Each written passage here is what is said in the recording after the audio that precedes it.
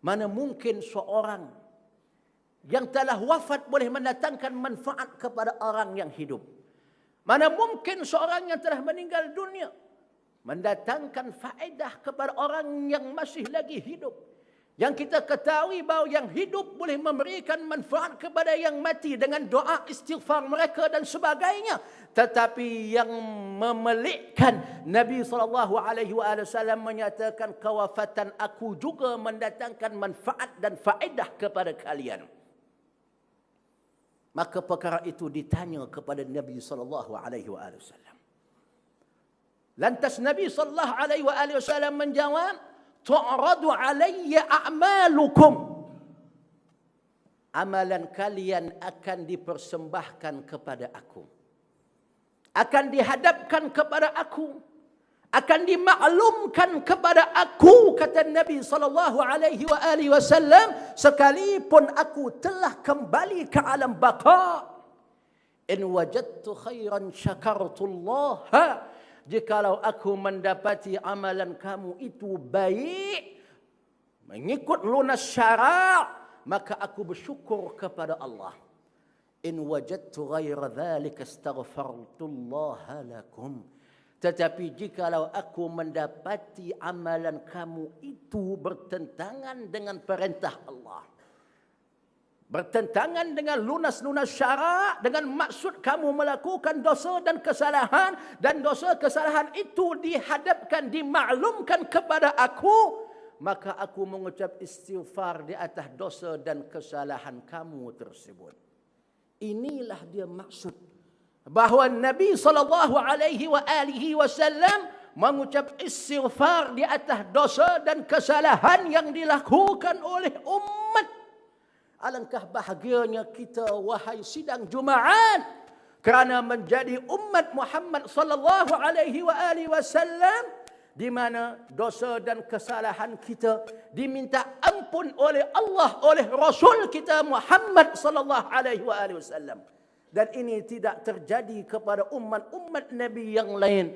Maka apabila seseorang yang berdosa itu melakukan dua perkara daripada dirinya dan satu perkara daripada Rasulullah sallallahu alaihi wasallam, dua perkara iaitu menziarahi Rasulullah, yang keduanya iaitu mengucap istighfar di hadapan makam Rasulullah, yang ketiganya istighfar Rasulullah bagi orang yang datang menziarahinya tersebut, maka Allah Subhanahu wa taala menyatakan jawapan daripada perbuatan tersebut yang merupakan anugerah Allah kepada kita, kepada orang yang memahami hakikat ini. Tetapi orang-orang yang tidak memahami hakikat ini tetap tidak akan memahaminya kerana mereka tidak dikurniakan kefahaman terhadap isi kandungan Al-Quranul Karim, sekalipun mereka membacanya pada tiap-tiap hari. Kerana Nabi SAW pernah bersabda mengenai alamat dan tanda ahlul bid'ah, yaitu bacaan Al-Quran mereka la yujawizu taraqiyahum, tidak melangkaui kerongkong mereka.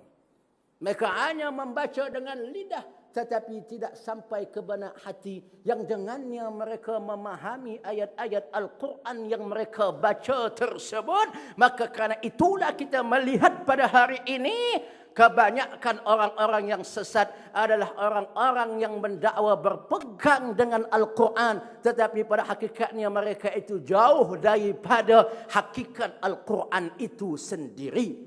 Maka Allah SWT menyatakan la wajadullaha tawwabar rahima, maka mereka akan mendapati Allah Subhanahu wa ta'ala adalah merupakan Tuhan yang maha menerima taubat dan maha mengasihani.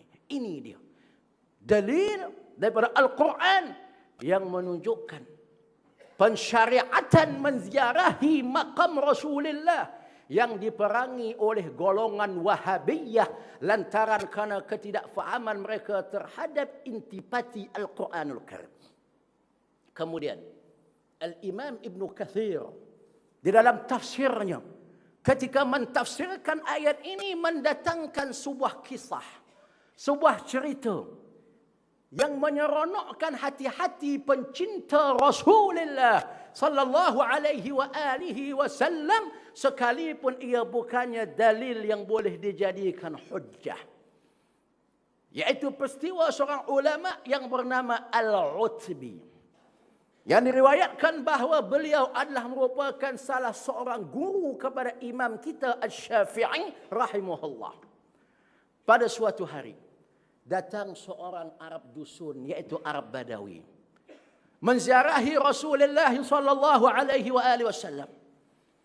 Kemudian Allah mengilhamkan kepada orang Arab Badawi yang tidak mengerti adab dan protokol di hadapan Rasulullah itu, ucapan dan ungkapan yang sangat-sangat beradab di hadapan Rasulullah sallallahu alaihi wasallam, di mana sebelumnya lelaki itu membaca ayat yang baru sebentar kita bacakan tadi. Setelah itu beliau mengumandangkan beberapa bait syair, di mana syair itu boleh dilihat oleh tuan-tuan yang menziarahi makam Rasulullah di tiang-tiang hadapan makam Rasulullah. Dan inilah kegagalan Wahabiyah untuk membuang syair-syair tersebut. Walaupun pada asalnya mereka bercita-cita untuk mengikisnya, karena pada dakwaan mereka syair-syair itu mengundang kesyirikan. Tetapi perbuatan mereka telah dibatalkan oleh Allah Subhanahu wa taala. Arab Badawi itu menyatakan di hadapan Rasulullah sallallahu alaihi wasallam, "Ya khaira man dufinat bil qa'i a'dhumuhu, fataba min tibihinna al qa'u wal akam, nafsil fida'u liqamrin anta sakinuhu, fihi al afaf wa fihi al jud wal karam." Ya khaira man dufinat bil qa', wahai sebaik-baik manusia yang jasadnya dikebumikan di dalam lahat ini. Fataba min tibihinna al-qa'u wal akamu, lantaran karena kewujudan jasad yang mulia ini, maka Madinah juga turut menjadi mulia serta dipuji oleh seluruh makhluk Allah, yang mana sebelum ini Madinah tidak mendapat tempat di sisi manusia.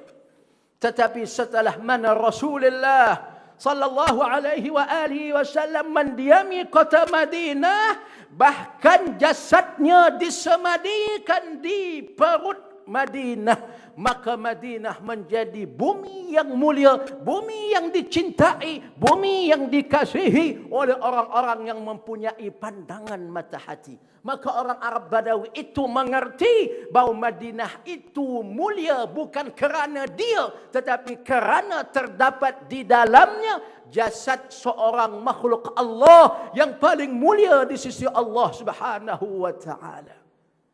Lantas Arab Badawi itu menyatakan ungkapan yang dahulunya pernah diucapkan oleh para sahabat Nabi radhiyallahu anhum apabila menghadap Rasulullah sallallahu alaihi wasallam dengan menyatakan, "Nafsil fida'u liqamrin anta sakinuhu," diri ini menjadi galang ganti, menjadi tebusan bagi jasad yang berada di dalam liang lahat ini, yang mana dia adalah merupakan manusia yang begitu mulia, yang begitu tinggi marwahnya, yang begitu pemurah dan sebagainya. Ini syair yang diungkapkan oleh orang Badawi tersebut.